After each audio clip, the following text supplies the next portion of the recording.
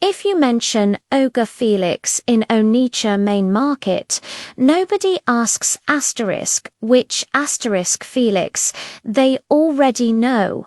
Ogre Felix, the plywood man, the biggest distributor on that line.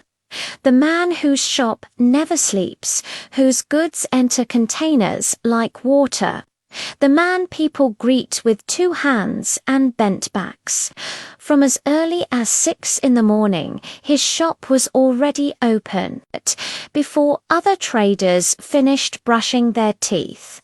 Felix was already standing amidst dust and wood shavings, calculating figures in his head. He didn't shout. He didn't laugh loudly. He barely even smiled. But when he spoke, money moved. Customers trusted him. Dealers respected him. Drivers feared him. Not because he was wicked, but because Ogre Felix counted everything. He counted sheets of plywood. He counted nails.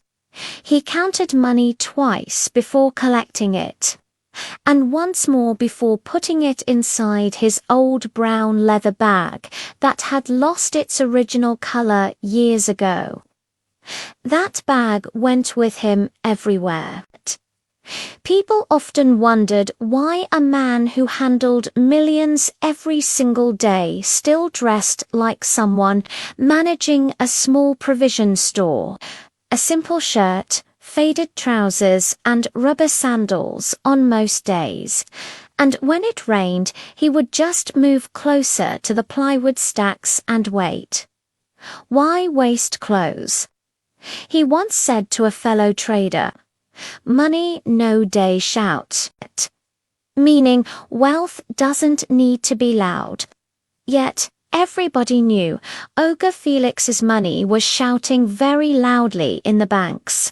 What nobody talked about, at least not loudly, was his home.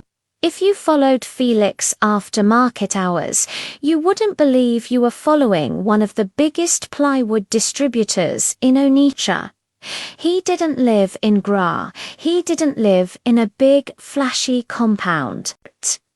He lived on a quiet street where the houses looked tired.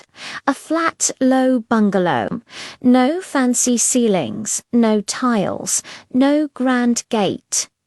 To Felix, all of that was a waste. A house is for sleeping, he always said. Are we living inside a palace?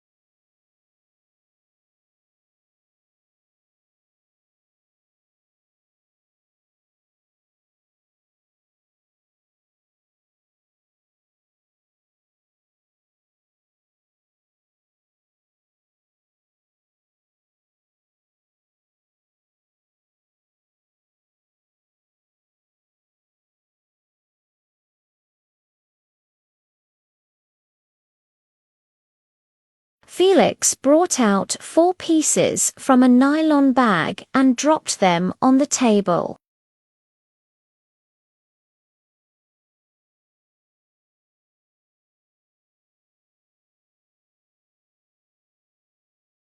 Felix, this is for, yes, for a baby that passes waste almost every hour.